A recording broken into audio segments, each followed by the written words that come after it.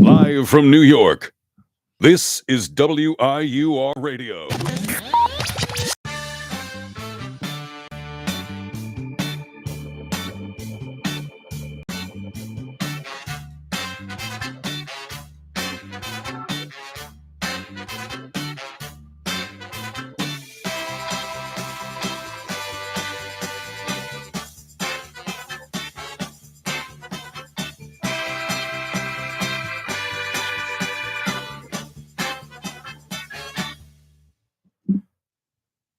For one final time, I welcome you back to GTSS.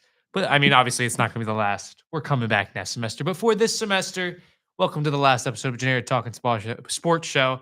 I'm Jason Adams. And, well, we have a lot more to talk about on the sports world, specifically in New York. A lot has happened. Mets signings, big Jets and Giants drama. When are they not? Because they always suck. So usually nothing to talk about. But this week, I do have some talking points for you. And hockey is running wild in the New York world, even though it's not been great for every team. Well, one team, it's going great. Two teams, it's really not. But I think the biggest starting point here is football, because it's obviously the big sport. And it's the one who I think, surprisingly, the most I've had to talk about in such a long time. And we start with the Jets, even though last week talked about the Sauce Gardner trade and Quinnen Williams trade. Those weren't. This is now like, so the Jets win again, which usually like people would be happy about their team winning. I'm not, because they say we went from 0-8 or 0-7 to now the 8th overall or 7th overall pick. I had it written in my notes. The 7th pick right now, the Jets are currently projected, and what a disaster. We go from getting, I believe his name is Fernando Mendoza? I don't really know. I don't watch college football.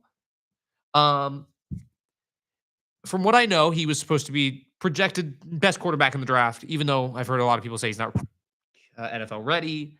But it still just doesn't feel right that the Jets aren't going to get one of the three, who I know, I think his name is Dante Moore, or it might be Dylan Moore. It's Dante Moore? Okay. Not great with college football, you can tell. But there was one other guy, but those three guys were the top of the QB draft, and the Jets aren't projected to get any single one. I believe it is Saints are projected to get Mendoza. The guy in the middle, I think, is projected to go to the Browns, or that might be DJ Moore. But anyway, the three guys at the top, the Jets aren't getting at this rate, and it's a disaster. Even though I don't think they should draft a quarterback, because they can never make a quarterback work in this city. And right now they're projected to take a wide receiver.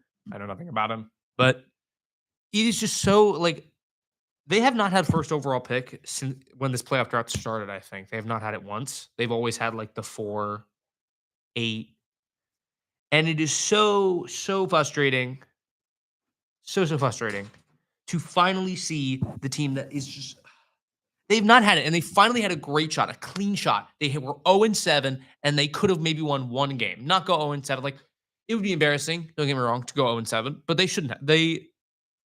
0-18 or 0-17. I'm not good at football, you could tell.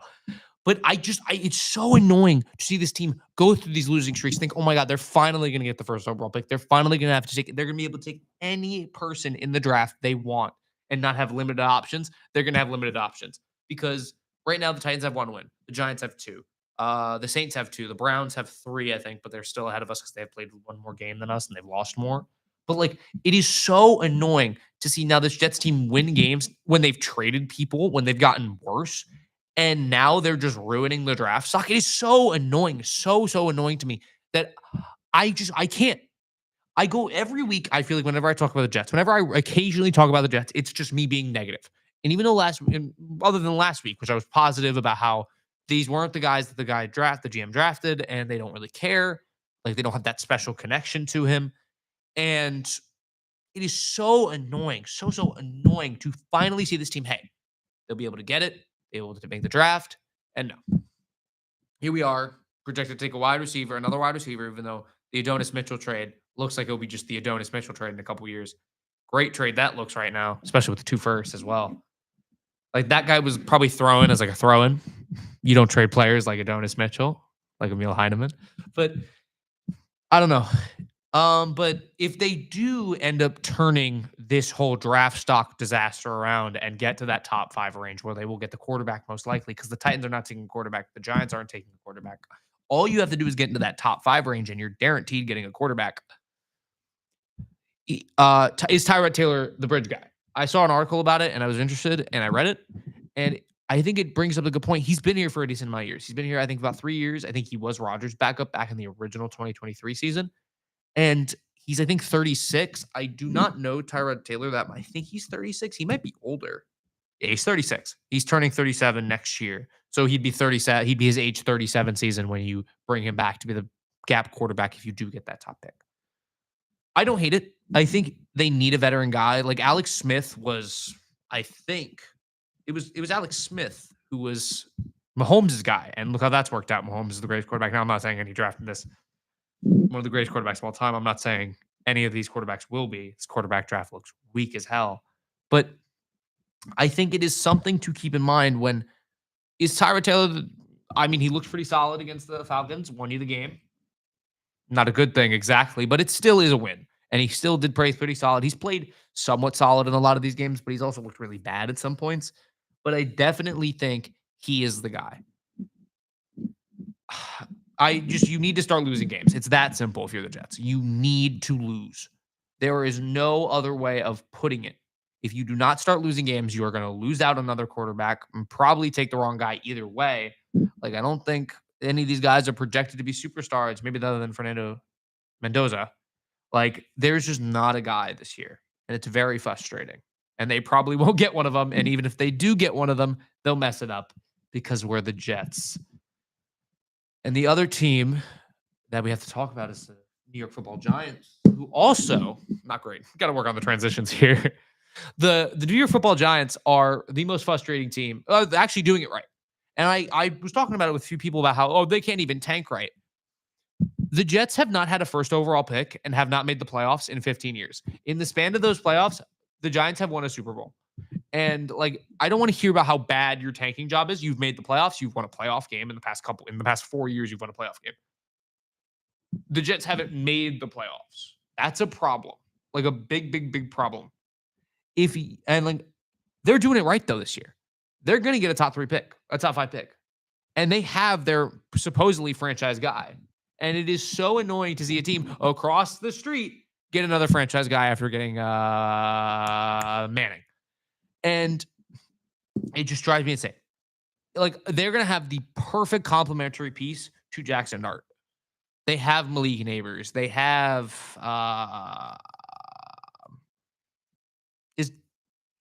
is Lawrence still there? I think he is. I think Lawrence is still there. But anyway, they have these supplemental pieces now. I think they just need better defense at this rate. So they're going to get more pieces. The Giants are going to be so fine. Is Kayvon Thibodeau still there? I don't know. But the Giants are going to be in such a good position for the future. And the Jets are not, even though they have a lot of young pieces now, especially with those 2 trades. And I could see them. I can't even think about the Jets. It's just so annoying. It's so annoying. It drives me insane. It just drives me nuts to finally see the team take a step and then blow it all away. They've taken 2 steps and then they fell down the stairs. They traded those 2 pieces. They took those 2 steps and they somehow fell on the third, which is lose the game, start losing. I think they've won. Have they won all 3 since the trade deadline? They beat the Falcons, beat the Browns, of course, who are the team behind them. But I need to look at this. When did they win their first game? It was the Bengals in October 26th.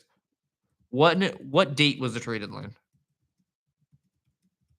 NFL trade deadline. I need to look this up. November 4th. Okay, so they were 1-7 when the trade deadline happened. They traded 2 star players away and immediately won 2 games. They traded the 2 players and took 2 steps back. It drives me insane that the team that has sucked for 15 years can't get the top pick. This is different.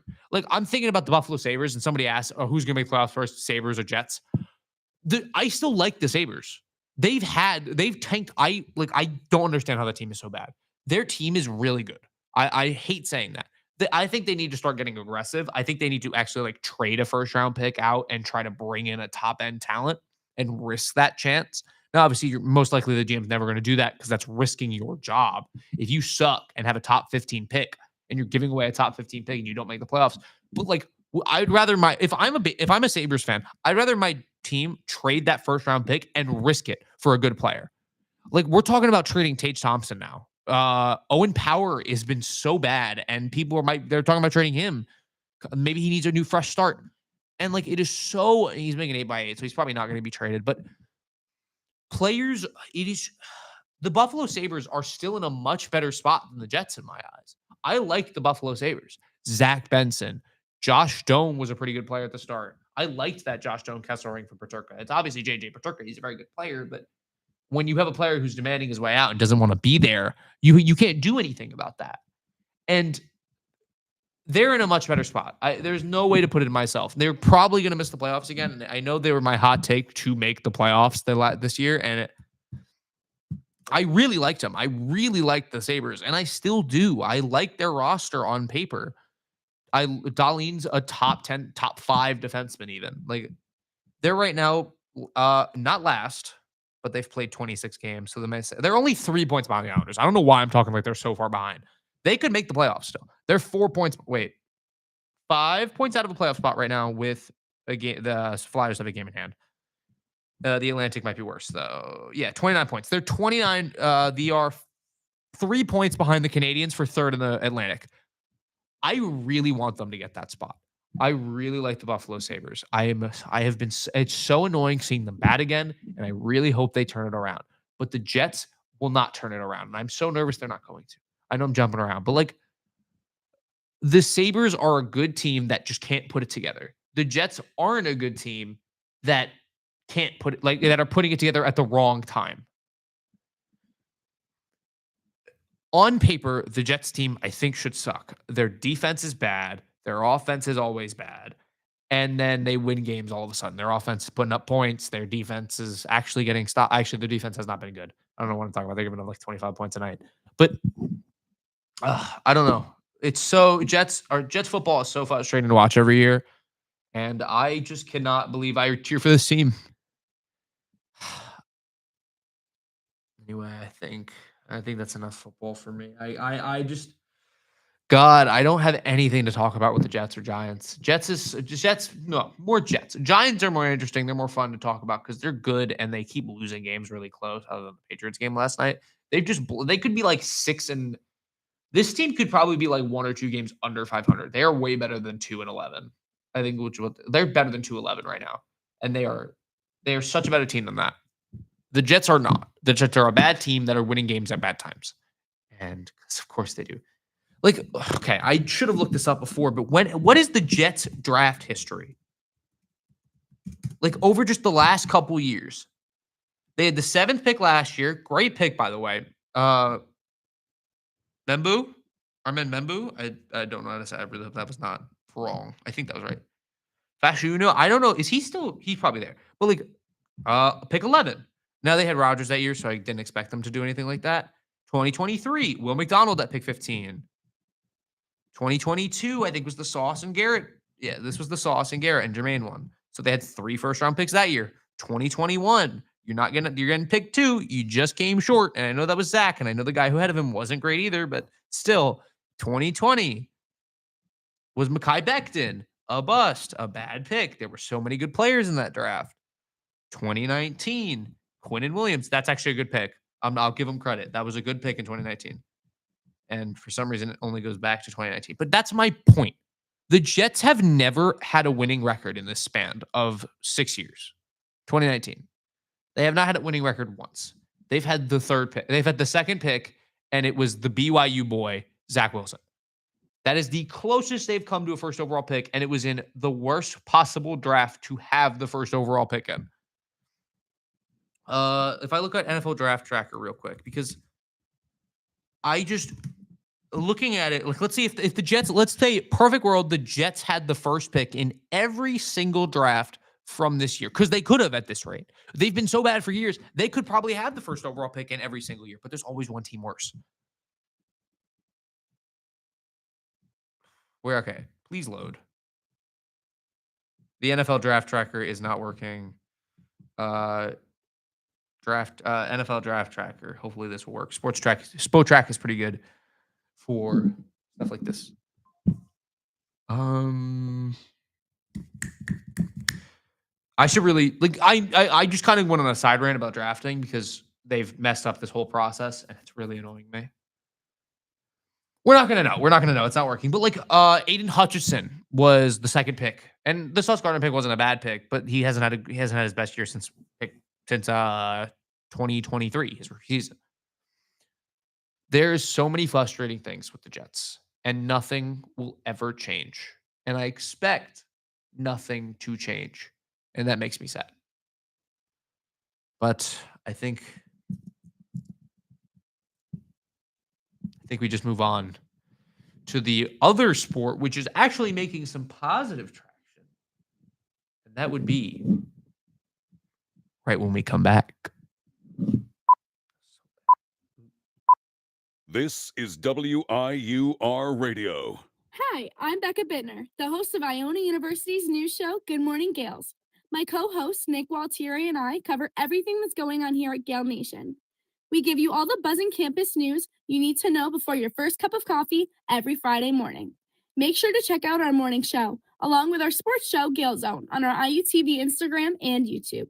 With hosts Cam Woolley and Chris Solaro, you'll get sports updates from the Hines Athletic Center to the big leagues. See you there, and as always, go Gales. Now, back to WIUR. Moving on to a more positive note on the sports side, the New York Mets decided, after doing only one move that most Mets fans hated, a move that I personally really like, and that is the signing of Devin Williams to a 3-year, $50 million deal. And the numbers do not look great. From looking at it, he had a 4.79 ERA with 90 strikeouts, and a negative 3.3 WAR in 62 innings. But on the positive side, a 2.68 FIP. So he was one of the most unlucky pitchers in baseball last year, and he was getting a lot less results than he should have been. And I really like the signing. I had this conversation with somebody who's a Yankees fan. I like the signing for the Mets. If they were not happy and they changed the facial hair rule for this guy, and he's already a Met, so that's pretty funny.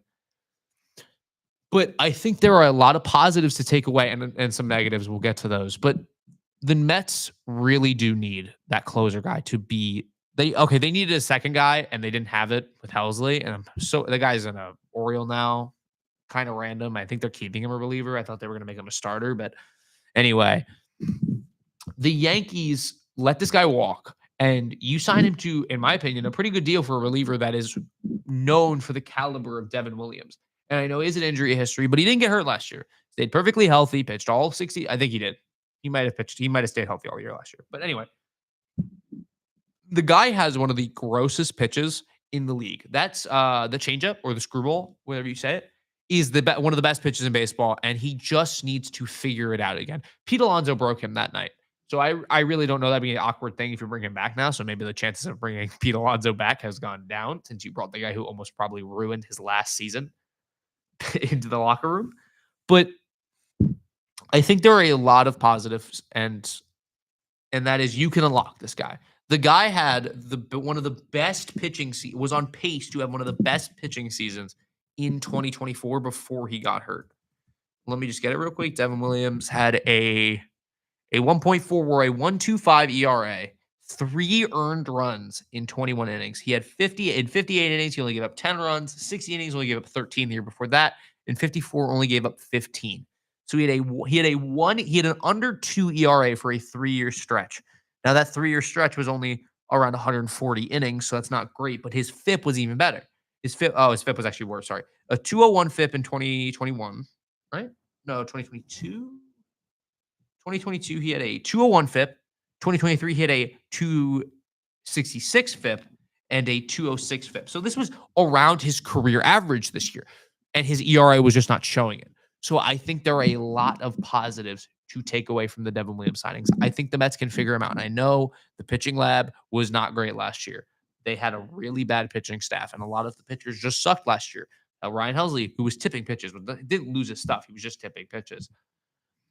The Jets need the Mets, excuse me. The Mets need to figure something out and need to fix him. And I think they can fix Devin Williams because you have David Stearns, who has worked with Devin Williams for so long. Those best years came when David Stearns was the president of baseball operations. And with now new David Stearns staff, I'm confident. I'm confident they can fix Devin Williams. And I think this move shows that the Mets are going to still be aggressive. Even after the bitter taste in my mouth of the Brandon Nimmo trade, that really hurt. This kind of gives me hope that they're very active. And I think that brings me to Edwin Diaz. Timmy Trumpets, what do you do? I think he's more realistically now, it's probably 40-60 he leaves. I mean, sorry, 60-40 he leaves. There are more chances he's not a Mets pitcher by the end of next year or the start of next year. Because what are you going to do? Make Devin Williams the 8th-man guy? That's possible. I don't see what's wrong with that. He was the 8-man guy in 2021, 2022 when Josh Hader was there. So it's not crazy. But do you pay him as well? Unless he takes a discount, which I don't think he will. I think he's going to get $80-90 million. And I'm not giving that to another reliever, especially. And I know Diaz, the moment Diaz took that $100 million contract, I was not a big fan of it. Because I don't know if a reliever deserves $100 million. And I know he was the best reliever that year, got hurt, was solid in 2024. And then 2025, the guy was the heart attack man, but he would always get it done. It was kind of crazy. Dude, the guy would load the bases. Excuse me. Whoa. The guy would load the bases and then get out of it. I remember the game against the Reds, walked the bases loaded or something. It might have been hit, walk or something. Guy got out, struck out 3 batters in a row, or got a pop up, 2 strikeouts. Incredible. He did this every game, every single game. And it was so funny. It's so funny going back now because these could have been such cool moments if the Mets made the playoffs. No, they'll be all forgotten. The heart attack merchant will be forgotten in Edwin Diaz. But now I think really he's realistically going to the Dodgers. And I hope he doesn't. I hope he doesn't turn to the dark side. I love how the Dodgers are the dark side now. The Dodgers are the dark side of the 2020s. Where the Yankees were in the 90s and 2000s. Oh, it's so annoying. But the Mets have such a hill to go through. And if I'm David Stearns, unless he's asking for $80-90 million, I'm not bringing him back. I'm bringing him back. Excuse me. If he asks for 3 years, $65 million, I'm bringing him back. 70 million. I'll go up to 75 at my highest. If he wants $75 million for a short term, you do it. If he does a long-term deal, okay, maybe I'll be giving him 100, 90, 95. But do we know what is Edwin Diaz's projected salary? 2025 MLB free agents. I looked at this before because I was intrigued. Oh, this is 2025 is showing guys like Soto and Fried. Is this really considered the 2026 free agency class?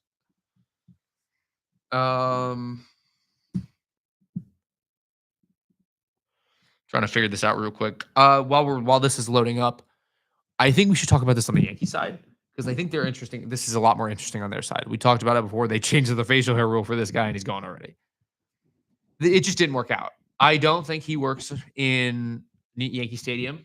The short porch might have hurt him. Okay, this is loaded up, so let's get to that expected salary. Dylan Cease. Wow, I should probably talk about Dylan Cease because that's a big deal for Yankees fans. But Devin Williams, as a Yankee fan, you're mad, I think, because he went to the Mets again.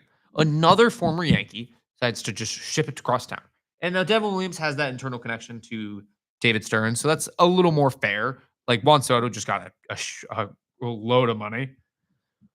But I think there's a lot to talk about. But Edwin Diaz market value is saying $18 million. So that is, what is 18 million times 4? That's probably if that's his market value, I'm 100% doing that. 18 times 4, 72 million. 72 million for 4 years. Perfect. I hope if he signs that and it's not with the Mets, if he signs a similar deal to that and it's not with the Mets, I would be pissed. That is the perfect amount of money to give Edwin Diaz, and I'm completely okay with it. But I really wonder. I saw the rumor that the Mets were going to sign Framber Valdez to a 6-year, $200 million deal. And I've talked about this before. Stay away from him. I hate Framber Valdez, especially after that whole catcher fiasco. That just drove me insane. Why do you want him? Like, he has no value to your team. The Mets already have kind of a toxic locker room in there, I feel like, especially with the Lindor McNeil reports and then the Soto Lindor reports. There's something going on in that locker room that we don't know about that much of. And you want to bring this guy who's kind of a known a-hole? Like, what? Well, like, what are we doing? And it is so annoying. I really hope that rumor's fake. Like, I would prefer any other pitcher on this market. Like, let's look at it. Framber Valdez, there's not a lot of pitchers. Don't get me wrong. Okay, thank God Frankie Montas, they DFA'd him. But, like, Zach Gallen.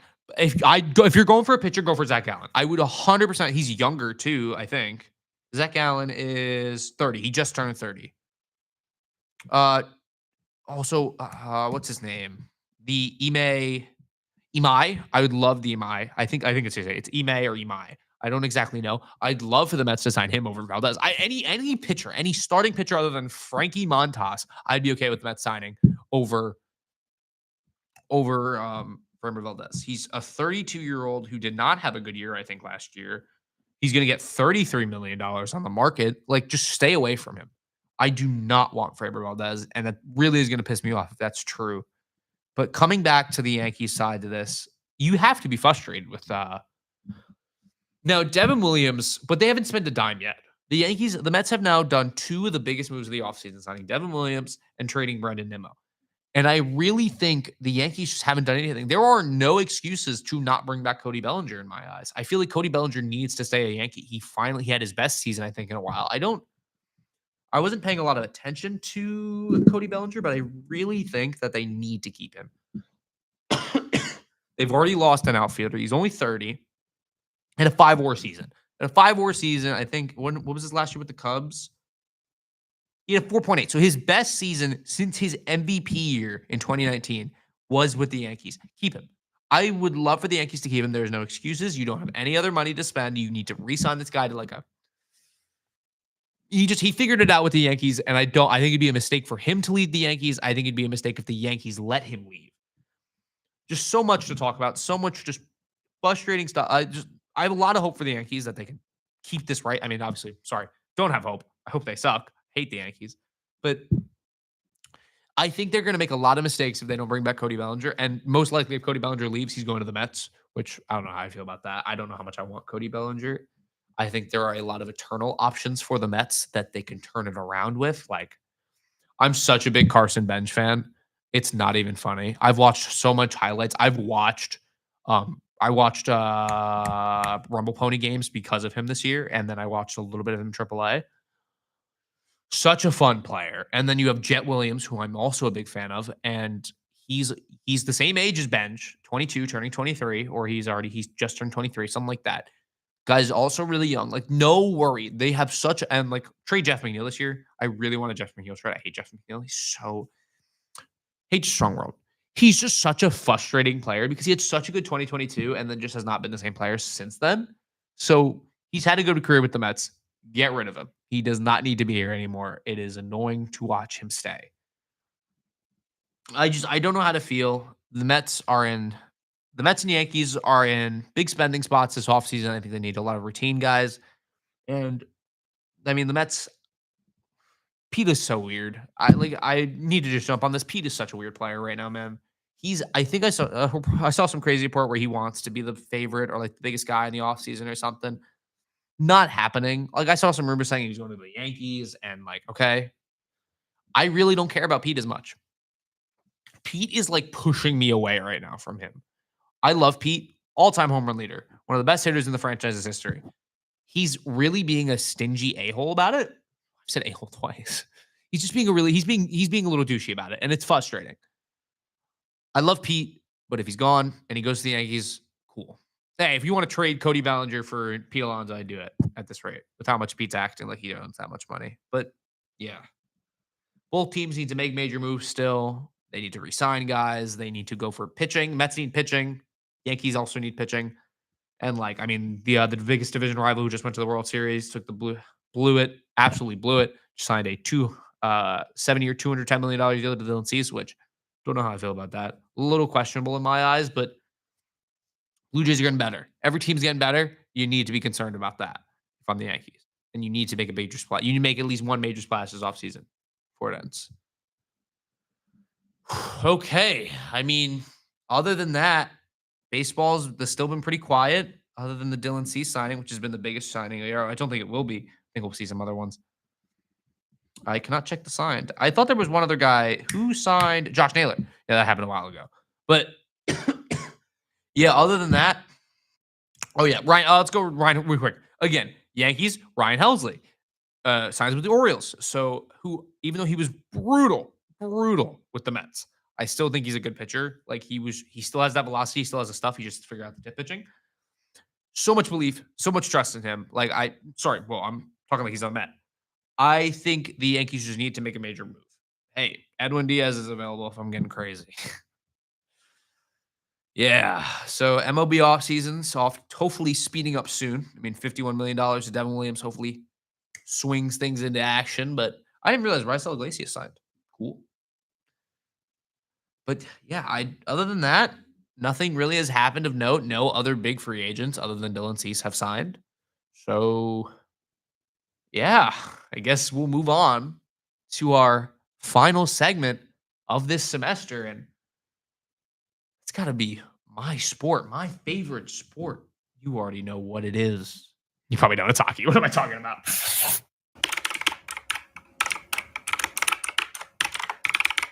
This is WIUR Radio. Hi, I'm Morgan Beastie from the Ionian, and I hope you're enjoying today's show. Are you looking for the latest scoop on campus news, sports, and more? Check out the Ionian University's very own award-winning student newspaper. We keep you up to date with everything happening on and off campus. Want to know about the big game, the latest campus event? It's all in the Ionian. Join the conversation. Read, write, and get involved. Visit www.theionian.org or pick up a copy around campus. Stay informed, stay connected. Now, back to WIUR, Iona University Radio.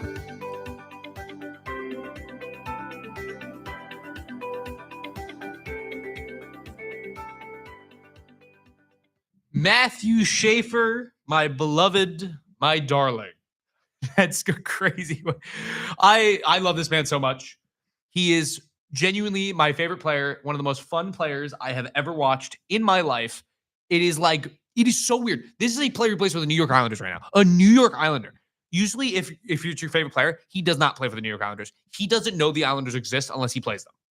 But no, this guy is on New York. But I'm jumping around.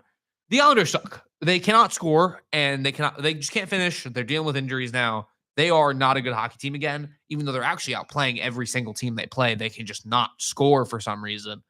And Sorokin needs to play actually hockey again. Don't know what he was doing last game against the Capitals.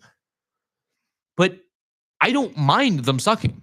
I've talked about this before, and I will continue that opinion. The the Islanders winning or losing does not matter to me. They are a good team. They are a bad team. It does not matter. If this team could go in either direction, they could make the playoffs.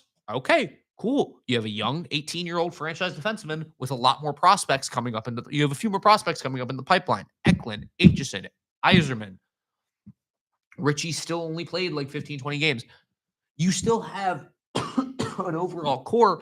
And hey, there's still a lot of bright positives to look at this season, even if it doesn't work out perfectly and you get knocked out in the first round, maybe in 7 games. But on the other hand, if you get a top 5, top 10 pick, we're talking about franchise-changing players right now. And Ivar Stenberg looks incredible. Has already set a rookie or a draft year record for prospects in the Swedish league. Let me get this real quick. Stenberg.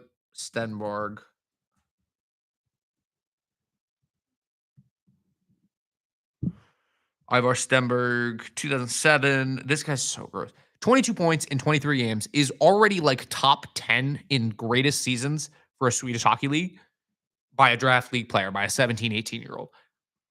if I'm taking a player first overall, I'm taking Ivar Stenberg. And I know he's a little older. He was born September 30th, so he just missed that cutoff. But there are so many positives to look at. So many positives to look at. And this is the guy I want if the Islanders are picking top 5, top 3. Like, so much potential to build around. Like, that is a co-star or even another star to add on to that Schaefer co-marker. But, like, that's not even just him.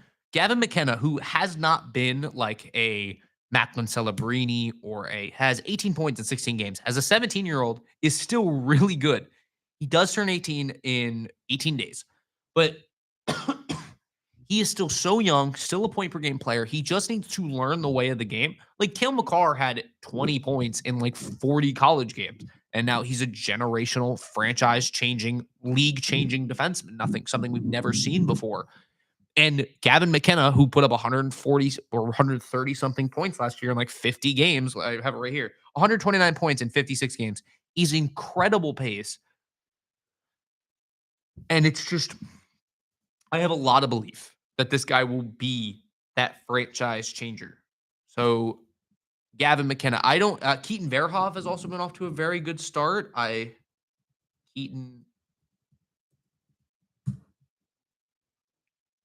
Oh, I spelled it right. Wow, I got it right. 10 points in 14 games as a defenseman. Genuinely, and he was a 2008 birthday, so he's a fresh 17-year-old. Like, he's way younger than Stenberg, and he's still growing. He's 6'6", right? Oh, he's only 6 foot. Wow, that actually kind of shocks me. He's only 6 foot. I thought he was like 6'4". But, like, that top 3 is so good. And not to mention, Tynan Lawrence is still really good. Like, let me go to Tankathon real quick, because they just have everything perfectly set up in the way that I'm trying to remember prospects like that are really popping off right now. So right now the Islanders are projected the 16th pick, which kind of sucks. I really hope they move up, but they would be getting Caleb Malhorda, who has 32 points in 25 games. Pretty good. And actually, a way better NHL chance than a lot of others. And he's actually born in 2008, so he's another young guy.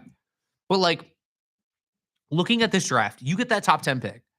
You're either getting a running partner, a defenseman partner like Ryan Lynn, Ivar Stenberg. This is crazy. This one has Ivar Stenberg picking 4th. Not happening. He's going first. In my opinion, he's either going first or second right now. Unless it's the Flames picking. The Flames are picking a forward, no matter what. And if they're picking a forward, they're picking Stenberg. Stenberg looks like a generational player with how he's playing in Sweden right now. But Ethan Belchets has 29 points in 25 games. I'm surprised they have him over guys like Lynn, who have 30 points as a defenseman. Chase Reed has 28 points in 27 games. At the college level? No, it's OHL. That confused. Oh, he's committed to the Spartans. Xavier Villanueva, 30 points as a lefty man. Perfectly fine. QMGL, so it's a little lower, I think, level. But there are a lot of guys in this draft that I'm so willing to tank for. Like, look at the Pacific prospect rankings. Just crazy stuff. Now, this is actually very surprised how big. Oh, no, it's just the rest. There's tier 1 and then there's the rest. That's actually really surprising. Wow. Really? They do not see Stenberg? Like, if I am Tankathon members, I'm making Stenberg and McKenna the same level. But we're going off prospect rankings right now. We're going on prospect rant, not an Islander rant. But there is so much potential with this draft that I'm completely okay with them losing games. And I really think that the Islanders should see that as well. This is a really good draft. You have 2 first-round picks in it. And even though one team is the greatest team, we've got one of the greatest teams we've ever seen right now, you're still getting a top 32 pick. You could maybe even trade that pick for a young player at the draft, or maybe trade up in the draft if you wanted to. So many positives to look forward to that I'm thinking if I'm the Islanders, Pajot, traded. Lee, retained salary, traded. Pellick or Pollock, having a little bit of a career resurgence, traded, gone, bye. So many positives, but I don't know. I got to learn how to stop repeating myself. That is something I definitely need to stop doing. But I think for the Islanders to really break out and finally become that cup contender from the 2028 to like 2035 season, they need that one more forward. And I think getting a top 5 pick, top 3 specifically, would be the ideal dream for that. They're not going to win the lottery again. Kathy Hochul already sent a letter to the NHL. It's not going to happen. It's not going to work again. And if it does, Kathy Hochul, I'm so happy. Oh, wait, she's not even married anymore. What am I talking about? And I don't think. Stay away from politics. What are we doing here? But I would love to see this team. Like, she did her favor. She did us a favor. She got us first overall pick. She got us my beloved, my darling. And I'm so happy to finally see this team succeed and going in a good direction. Like, this would be such a dreaded talk last year for me. Like, oh my God, this team needs to win. They're not good enough. They don't have a good future. Like, we're talking about years of sucking. Instead of that, we're talking about maybe 2 years of sucking. Just completely different trajectory. Complete positive turnaround to talk about. And I love talking about the Islanders now. It's so fun. I hated talking about them because they were so miserable to talk about. When they were losing, we had such a horrible future. There was nothing to talk about. Now we have an 18-year-old who is lighting up the league, changing the way we see defensemen, and that is incredible. I just don't really mind where this team goes. If they continue to lose, which they might, because looking at the upcoming schedule, we got Tampa today, Colorado next, and then I think Florida, Tampa right after that. So not great stuff, like, at all. I have some things written in my notes. Like, they have Tampa, Colorado, Tampa Panthers. It might be flipped. I'm not sure with the Tampa Panthers, but that schedule is brutal. The Panthers are going to turn around. Tampa's 15-3 since their slow start. Colorado is one of the greatest teams. Has having one of the greatest starts we've ever seen for a team as a whole. The schedule's dreaded, and I really don't know what they're going to do. And I think we're going to see some plummeting for the Islanders, and that makes me sad, but also not sad at the same time. But like, Matthew Shaver's on pace to break the rookie goal record by a teenager, which I think is Leach with 23. And he's on pace for like 26 and like 60 points. So it's like so heartwarming to see. But, well, the other New York team isn't doing so great either, though. Like, we have, speaking of star rookies, we have that star rookie. They don't. They were supposed to. They don't. The New York Rangers put up probably the most pathetic effort in quite a long time. I believe it was 11 shots through the whole game, and they lost 4-1. That team sucks. Like, the Rangers are a better team than this, and they suck. What happens when it gets worse? Because guys are getting older. JT Miller's 33 or 32. Zibanejad's the same age. Panarin's even older. He's like 35. What do you do? Panarin's leaving. You have to trade him at the deadline this year if you're bad. If you're not at the playoffs. Now, obviously, the playoffs are close. The Rangers are like 2 points out. I'm not like they're 10 points out. They're 2 points out or something. 3 points out. They're not like dead. But in my opinion, they're dead. I do not see how this team, after an effort like that against Tampa, how are you competing against the top teams? There's just no way for that you can do it. The pathetic effort. And it's making me really happy as an Islander fan. But what do? I saw somebody say this. They might have to trade Shesterkin one day because you do not want this guy ending up like Lundqvist, because that's the tail end we're heading to. He's 31, I think. He might be 30. He's 30 or 31. He might be turning 31.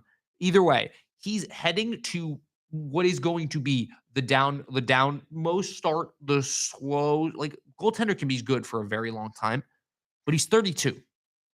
I'm sorry, I jumped up an age. He's 31 or 30.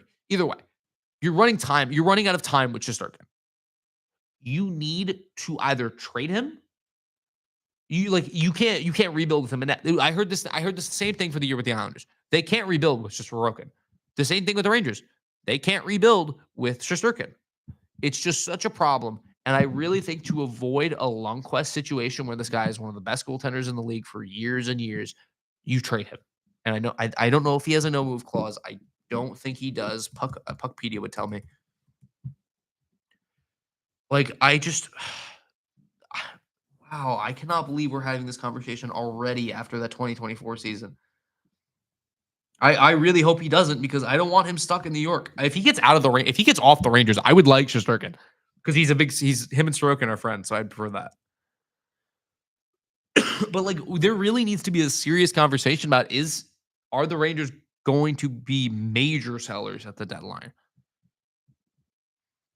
I really want to look at their contract situation. They're over the cap, which that's not expensive. And Fox just went on the IR too, so they're still over the cap, which is crazy.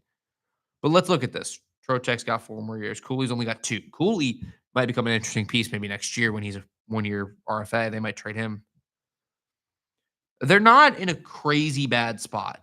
Well, actually, sorry. They're in a very bad spot, actually. What am I talking about? Other than Panarin's, whose contract ends this year, Zibanejad adds an anchor contract for 5 years. He has a no-move clause for 5 years. JT Miller also has a no-move clause for 2, and then a protected no-trade clause. Or is that a no-move clause with a protected modified no-trade clause, 15-team no-trade clause with a no-movement clause?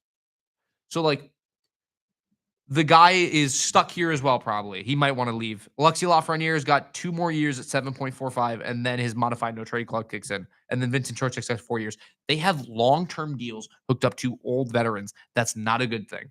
Like, the Islanders hooked up so many contracts to old veterans. I'm going to go to the Islanders real quick. They were in such a worse spot just last year. Like, they have anchor contracts. Barzell's 28 and Horvat's 30. So they're a little younger than the two guys, but that's still older guys. Lee and Pajot are about to end, so that's the good thing. Palmieri and Drouin only have 2 years. Engvall and Mayfield, we're not going to talk about those contracts. Those piss me off in the moment, and they still piss me off. Genuinely just disgusting to see those trades even happen. Like, how did that happen? How do you make a trade like that? Like, what? But how do you make a signing like that? Excuse me. So annoying. But, like, the highest earning contract on this team is 9.15. 9.15 for Barzell. Not bad at all. For a good player who can be a point per game player. Like, that is not a bad contract. Barzell is so much of a better player than he's given treated as because he doesn't have the point numbers. He's never had it. And that's a problem. But okay. I'm jumping off topic. Excuse me.